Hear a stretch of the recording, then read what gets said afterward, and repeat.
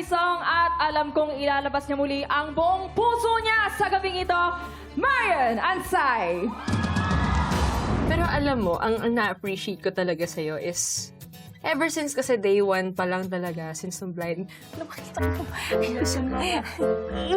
Ngayon pong nasa grand final na po ako, super happy ko po kasi po isang hakbang na lang po matutupad ko na po yung mga pangarap ko po. Pag nasa stage po ako, di na po ako nahihiya po kasi po nilalabas ko na po talaga po lahat. Natutuwa ako sa'yo kasi lagi kang attentive, lagi kang eager ka pala talaga to learn. Tsaka pagka kunwari may tinuturo ako, nagagawa mo siya agad. So, it only means intelligent singer ka. And I think yun yung isa sa advantages or strengths mo as a contender dito So, alagaan mo yan. Ang na-appreciate ko sa'yo, Coach Julie, dahil po, Coach Julie, kapag ako po yun na tumuturo sa akin, di ka po nagsusuko po, Coach Julie, kaya laban lang po lagi. Cute naman. Tagaan niyo sa bato talagang one day, she'll be big. Mamamiss po kita, Coach Julie. Mamamiss ko ang kanyang smile. Ako din, of course. Mamimiss kita, Marian. Pagpatuloy mo yung love mo for music, for your craft, and always give your best. Apa.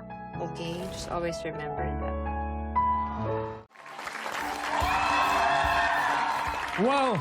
What an emotional performance from our Bicolana, Marian. Marian? Coach Julie, one last time.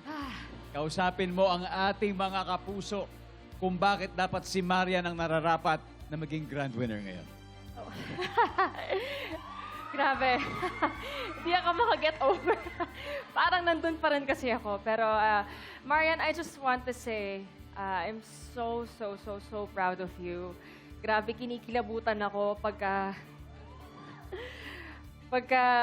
napapakinggan kita mag-perform. Actually, it makes me feel really emotional right now kasi naalala ko yung journey mo since day one hanggang sa kung nasaan ka man ngayon. And natutuwa ako kasi kasama mo kung tinutupad natin both yung pangarap mo. And I love you so much. Grabe. And this is definitely not the last time that everyone will see and hear you perform. Because one day, you will really make it big. You will be bigger. And you're born for greater things. So, congratulations sa'yo. Palakpakan natin, Marian Ansay.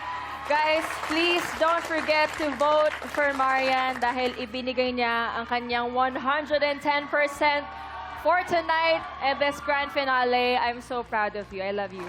Thank you, Coach Julie. Thank you, Marian. Mga kapuso, nasa kamay niyo ang kapalaran ni Marian. Kaya, boto na. Nandiyan po yung QR code. I-scan niyo po. Gamitin niyo yung QR code.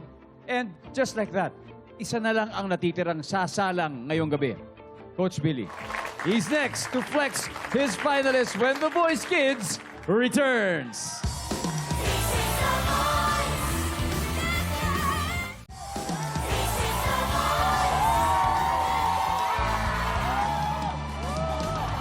Welcome back to the grand finale of The Voice Kids.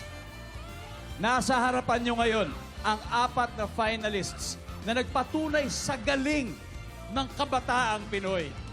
Sina Gian, Gianni! Marian, Sophia, and Yana.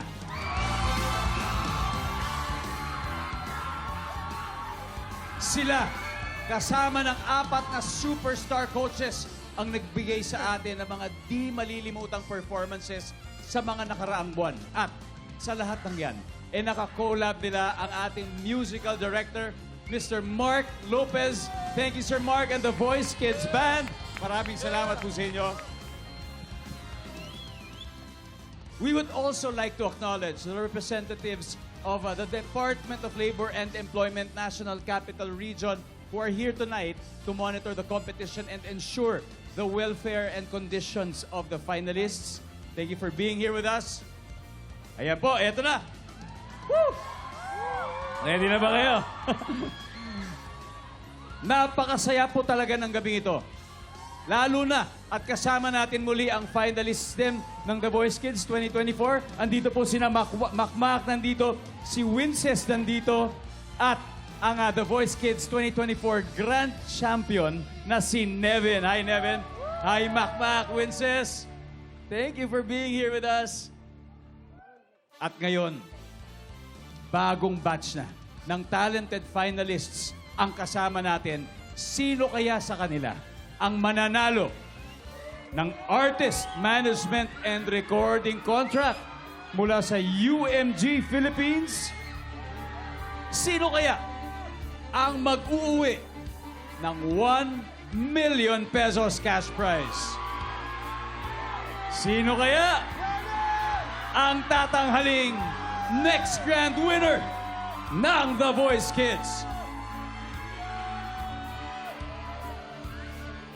Ang sagot, nandito na. Hawak ko na. Hawak ko na ang resulta ng mga boto ninyo.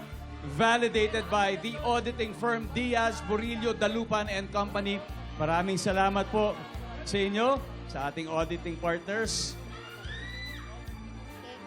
And to award the 1 million peso check from GMA Network Incorporated, we have with us the OIC for GMA Entertainment Group and Vice President for Drama, Ms. Cheryl Ching-Si. Good evening, ma'am. And also here to award the trophy is the Vice President from Musical Variety, GMA Entertainment Group, Ms. Gigi Santiago Lara. Ma'am.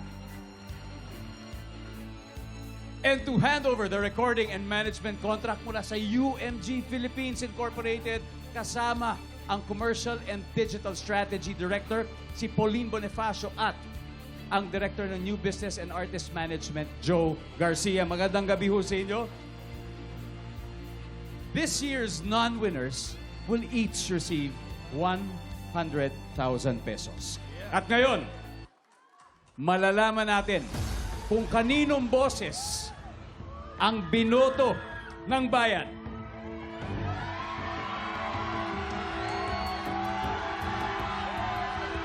Ang grand winner ng The Voice Kids 2025 ay si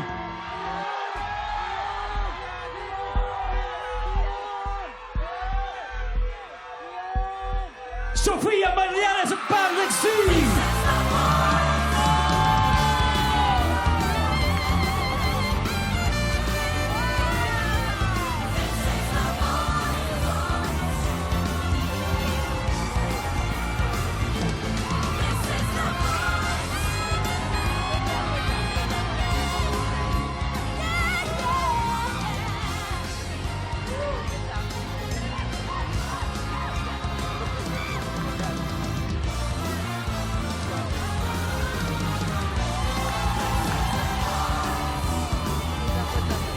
Maraming salamat, Gianni.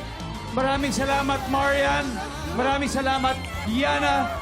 At para sa isang matinding laban at pagpapatunay na wala pong pinipiling edad, ang pag-abot sa pangarap ay napakagaling ninyo at inspirasyon po kayo sa ating lahat.